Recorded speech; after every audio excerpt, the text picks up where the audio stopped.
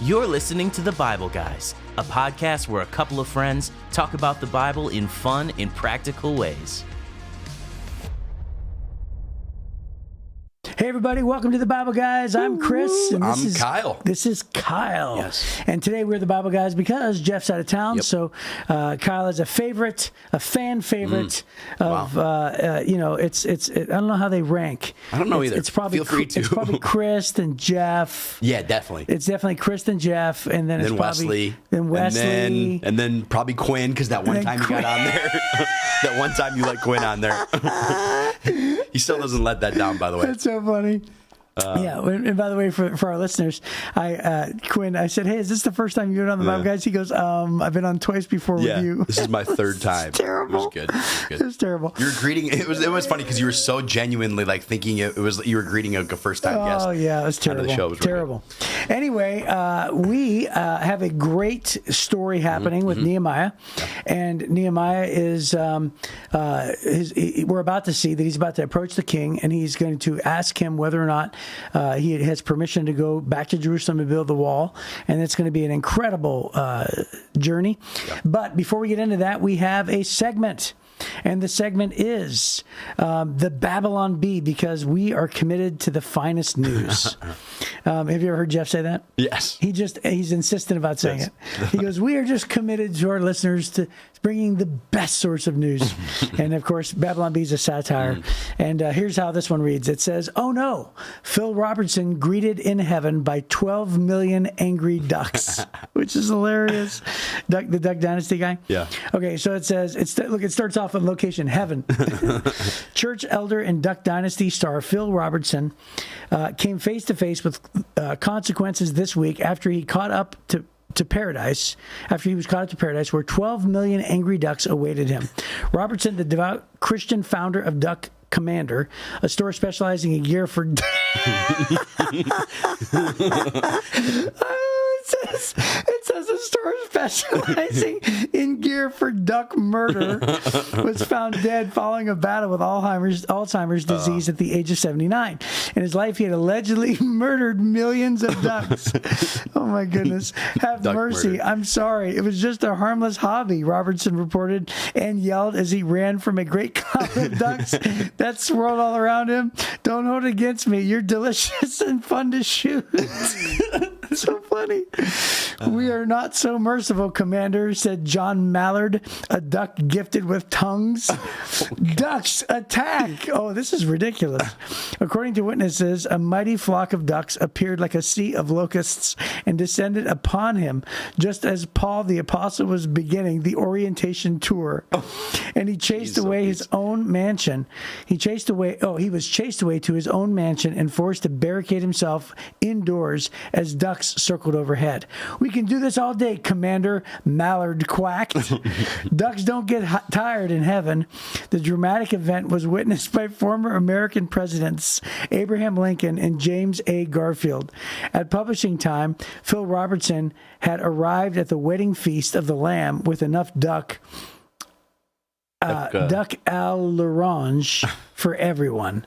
Oh my goodness gracious. That is ridiculous. By the way, why did they say former American presidents Abraham Lincoln and Maybe James they're A. duck hunters? Maybe. Dang it, if Jeff was here, he would have told us. Oh, he would totally have. He would have been like, they're duck hunters. And yeah, that has to be a connection to that. Okay, that is so I funny. like the duck murder. That was good. I'm glad that got you too. Oh goodness. He said a store specializing in Duck gear murder. for duck murder. Oh, my it is gosh. so funny. That's great. Yeah, that's good. Rest in peace, Phil Robertson. Yeah, no kidding. And, and by the way, I've never once seen an episode of Duck neither Dynasty. have I. So I know that since the show has come on, it's definitely been it was a cult classic for sure. And then a lot of their family members have done spin-offs. Mm-hmm. Sadie Robertson is actually an influencer. If you have teenage girls, or I guess 20-something girls, that's a great person for them to follow. She's pretty solid. But yeah, I don't know. This really sad story, but I love that met by 12 million ducks. That's now, good. have you ever gone hunting? Yeah, once. And what did you hunt? It was I went deer hunting a long time ago. It's not for me. Yeah.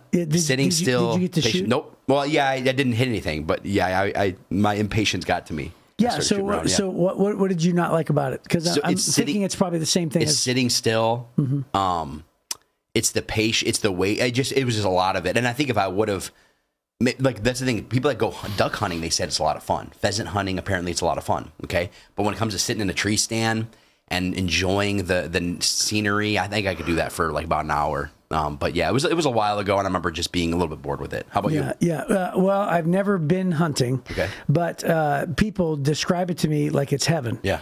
And like, for instance, like Jeff, as most of us know, Jeff's a hunter, right? Mm-hmm. And by the way, I'm grateful for hunters. Yeah. I'm not anti-hunter. I'm very glad. I love my hamburgers and steaks, right? Yeah. Well, not steaks. I mean, that's pretty.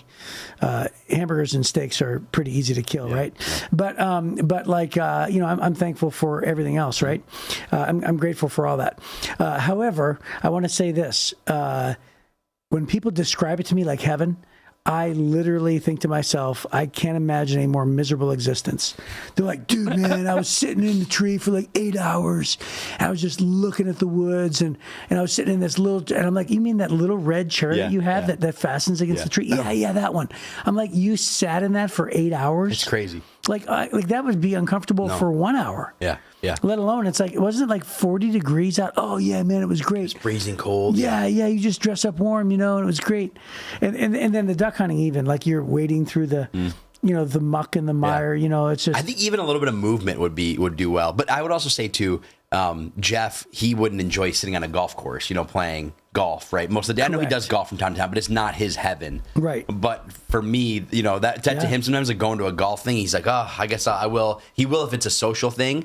But to me, that's more my speed, is going and doing something where you actually have to, it's just a little bit of variety. Even on a golf course where things are going slow, that is like hell on earth to me, is sitting and waiting super long. But that's also, I probably need to work on patience. Sounds like we both probably do. Yeah. Well, we're probably wired that way because golf would be something I would enjoy for 4 to 5 hours. Yes, it allows you to, you have to move along a little bit. I mean, it's not a super fast-paced event, but definitely more so than hunting. Okay. Well, hey, for all the hunters out there, and especially all of our listeners in Inlet City and surrounding regions, thank you for what you do.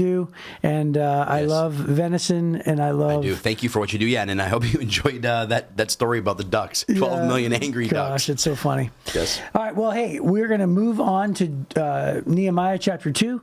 For our listeners, Nehemiah is a cupbearer to the king, and he was moved when he had heard that his people were defenseless back in his hometown, and so he is about to approach the king and ask him to quit his job. Yes. A very comfy, favorable job, by the way, of prominence. All right, Nehemiah chapter 2 says this. Early the following spring, in the month of Nisan, during the 20th year of King Artaxerxes' reign, I was serving the king his wine. I had never before appeared sad in his presence. So the king asked me, "Why are you looking so sad? You don't look sick to me. You must be deeply troubled." Then I was terrified. But I replied, "Long live the king. How can I not be sad? For the city where my ancestors are buried is in ruins, and the gates have been destroyed by fire." The king asked, "Well, how can I help you?" With a prayer to the God of heaven, I replied, if it please the king, and if you are pleased with me, your servant, send me to Judah to rebuild the city where my ancestors are buried." The king, with the queen sitting beside him, asked, "How long will you be gone, and when will you return?" After I told him how long I would be gone, the king agreed to my request. I also said to the king, "If it please the king, let me have letters addressed to the governors of the province west of the Euphrates River, instructing them to let me travel safely through the territories on my way to Judah.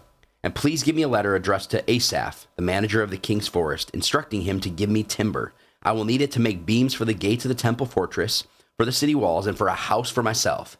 And the king granted these requests because the gracious hand of God was on me. When it came to the governors of the province west of the Euphrates River, I delivered the king's letters to them. The king, I should add, had sent along army officers and horsemen to protect me. But when Sanballat and Horonite and Tobiah, the Ammonite official, heard of my arrival, they were very displeased that someone had come to help the people of Israel. On to verse 11. It says, "So I arrived in Jerusalem. 3 days later, I slipped out during the night, taking only a few others with me. I had not told anyone about the plans God had put in my heart for Jerusalem. We took no pack animals with us except the donkey I was riding. After dark, I went out through the valley gate, past the jackal's well, and over to the dung gate, to inspect the broken walls and burned gates. Then I went to the fountain gate and to the king's pool, but my donkey couldn't get through the rubble. So, though it was still dark, I went up to the Kidron Valley instead, inspecting the wall before I turned back and entered again at the valley gate. The city officials did not know I had been there or what I was doing, for I had not yet said anything to anyone about my plans. I had not yet spoken to the Jewish leaders, the priests, the nobles, the officials, or anyone else in the administration. But now I said to them, "You know very well what trouble we are in. Jerusalem lies in ruins, and its gates have been destroyed by fire. Let us rebuild the wall of Jerusalem and end this disgrace." Then I told them about how the gracious hand of God had been on me and about my conversation with the king. They replied at once, "Yes, let's rebuild the wall." So they began the good work. But when Sanballat, Tobiah, and Geshem the Arab heard of our plan, they scoffed contemptuously. "What are you doing? Are you rebelling against the king?" they asked. I replied, "The God of heaven will help us succeed. We, his servants, will start rebuilding this wall, but you have no share, legal right, or historic claim in Jerusalem." Wow. All right. That is amazing. There's a graph on the next page. Yeah. Where it actually shows all of the different gates of the old Jerusalem walls. Yeah. And man, there's a lot of gates. Yes. I mean, there's like looks like 15 gates or so. Yeah. So the walls, of course, back then, you had to have city walls to protect the city. And so I would say most prominent cities of significance, especially, had walls. And the reason why is because it is very difficult to infiltrate a city or attack a city when it has walls. And so we've all seen the old movies, right? Yeah. Where, like a castle, for instance, it's surrounded by a moat. That's one way to protect a city. And then even people trying to climb the walls, and then they would pour down, hot tar, or be able to shoot things and drop rocks and all these different things. And so that's what it was needed. And so one of the reasons why Nehemiah was so moved is because he realizes that back in that day, cities would just conquer cities. Tribes would conquer tribes. I mean, case in point, the Babylonians, right? Yeah. The Persians. King David's whole life was conquering other people, right? And so that was obviously a very big concern. And so imagine just an entire city completely in ruins. And so, yeah, sure, thanks, King Cyrus, for letting all the Jews go back to Jerusalem. But I fear for my people. That was Nehemiah's big thing. Yeah. I fear for them. And so, and again, I love his vision. Yep. Because what does he say? He says, "How can I not be sad to the king?" He says, "The city of my ancestors." Right? So he's such a big thinker. It's a great thing. It is interesting. I think there's a lot to learn about how he approaches the king, because it says that he had never appeared sad in his presence. So this is somebody who he said, "I've never appeared sad." Never. It didn't say I've never been sad in his presence. Never appeared sad. So he definitely knew how to turn it on, turn it off, and also look the part. Because like you mentioned in a previous episode, Chris, there's probably a little bit of fear he had. Well, there's probably a lot of fear that he had of the king, of the position, of the king's power, maybe even the queen's power. And so he's going there, and it says he was terrified. And then he responds by saying, "Long live the king." And then he just kind of broke down and was honest there. When the king said, "What can I help you with?" I love that. The king just says, "Well, how can I help you?" Like, that was the king's response. Probably not at all what he was expecting. Yeah. To say, "How can I help you?" Well, I mean, there's a couple of things about what you just said.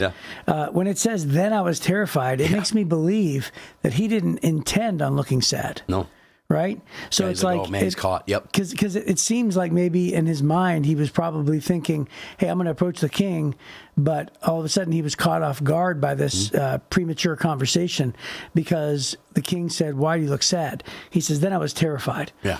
So I wonder if that's what it means, or it could just mean that he planned it, like you said, he turned it on, and then all of a sudden it's like the reality kicked in. Yeah, the reality kicked in. Like, here it comes. But I love it. And it was mentioned again in the last episode, but about his prayer life. It's interesting how before when the king asked him, how can I help you?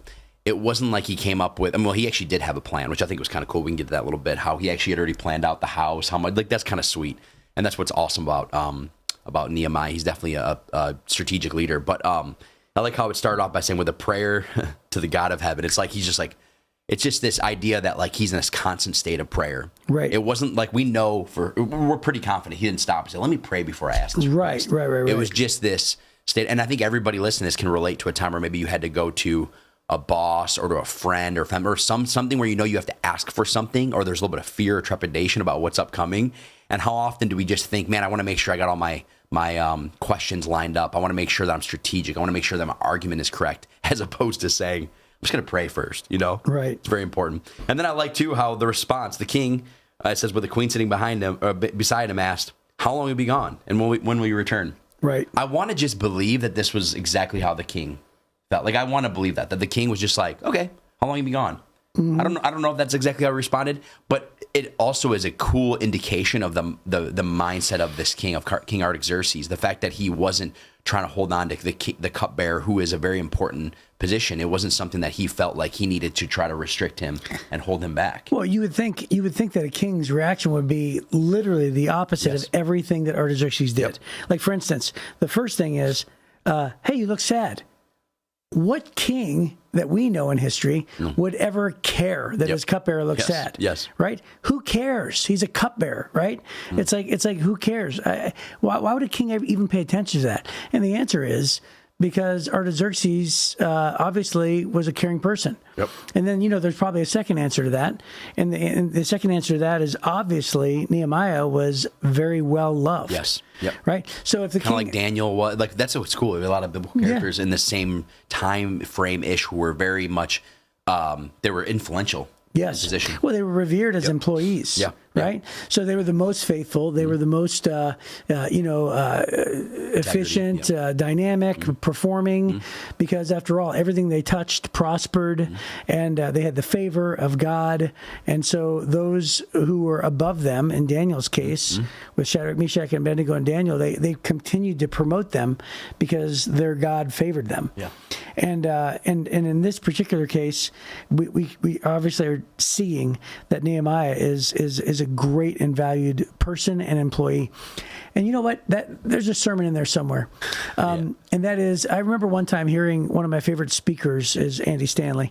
I remember hearing him one time, and it said, Christians should be the best employees that there could be. So in other words, every boss should say, man, is that person a Christian? I want to hire that person. And somebody'd say, why?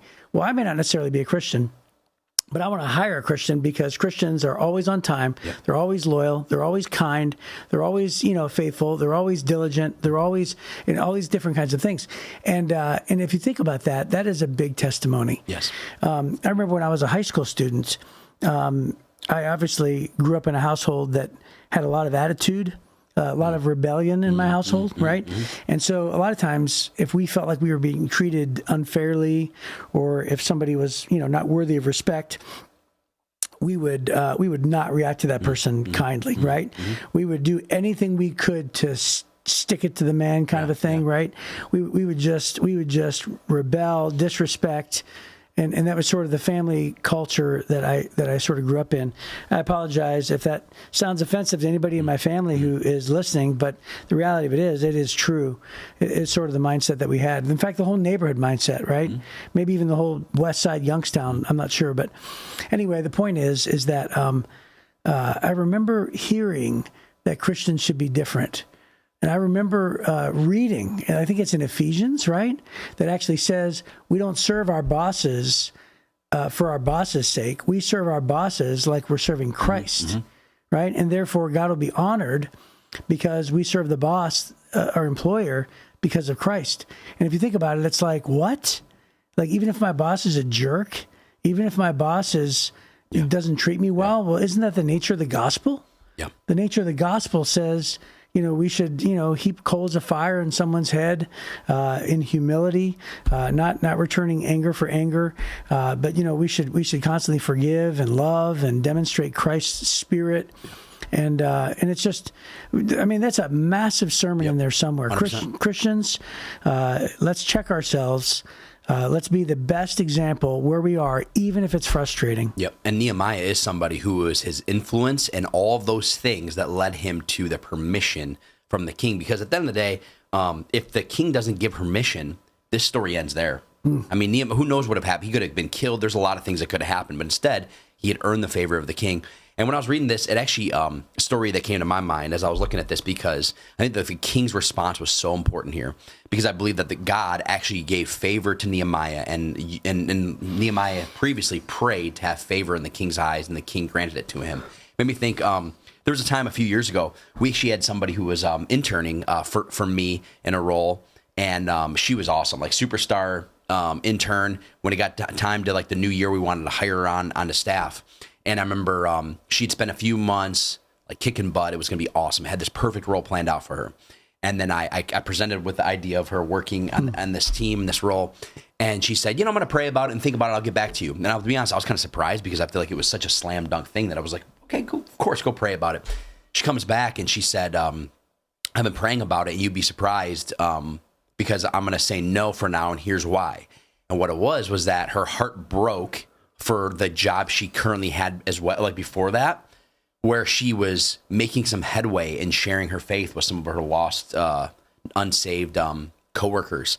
She was making a ton of headway. She was sharing her faith and it was going great. And she said, I'm not ready to say yes to this job right now, because I feel like it would be a bad example to my coworkers who have like put so much trust and hope and faith in me, and I'm still trying to lead them to Jesus. Now, what do I say in that situation, right? I'm like, in a way, I'm like, okay, I think that's very noble of you. In a way, I'm like, that's where your heart is breaking. I'm not going to stop what God is doing in your heart. Crazy enough, this is wild. We just started our Stony Creek in Rochester Hills campus 8 months ago. One of the people that she was trying to reach for Jesus comes every single week. I think he's missed 1 week. He makes a joke about it. He's only missed 1 week. He recently told me he accepted Christ for the first time. Wow. And he's getting baptized in August. Wow. Like, very excited about it. Now, this is a person who he doesn't know this. He doesn't listen to this podcast. Maybe he will. But years ago, she made the decision to stick with that job because her heart broke for someone like him, and now he has come to know Jesus. And so it was really just this cool moment where I began to realize that there's so much going on behind the scenes that oftentimes when somebody wants to be released from something, or that maybe God is moving them in a certain way, it's really easy to want to stay in our comfort, right? Yeah. It's really easy for us to want to like make our plans, and of course our sometimes your emotions or feelings get hurt. But in that moment, I remember just being like, I'm just going to trust whatever God has said to you. Kind of like with this king. I mean, the king, he clearly was like, okay, what do you need? How are we going to make this happen? And I think it was because God had already softened his heart to what Nehemiah was about to ask. Right. Yeah, that's great. And it's also a reminder that God is orchestrating all things everywhere, right? There's a master plan. There's in Nehemiah is a great example. Last chapter where he said, hey, you predicted that this would be true if your people returned to you, that we would come back after the exile. And so he has this massive picture of, what it means to, look through the generations. And here you are. You had enough sense in that moment to say, okay, well, God's obviously up to something. You didn't know what. Yeah. And now you're able to look back over, how many years ago was that? 3. Yeah. It's a long time. I mean, that's a good amount of time to be sharing, planting those seeds. Yeah. Yeah. And then all of a sudden 3 years ago, you look back and say, oh, God obviously had her there for a reason, right? And who knows? Maybe she was instrumental in his life. Yeah. Where he was the one that, she was the one that God used primarily to push him that way. Really and so, entire families could be changed because of that one decision. Yes, which is amazing. Yep. Well, hey, that looks like a great place to end. And Nehemiah is going to start the task next chapter, and hopefully we'll have you join us on the Bible Guys. See you tomorrow.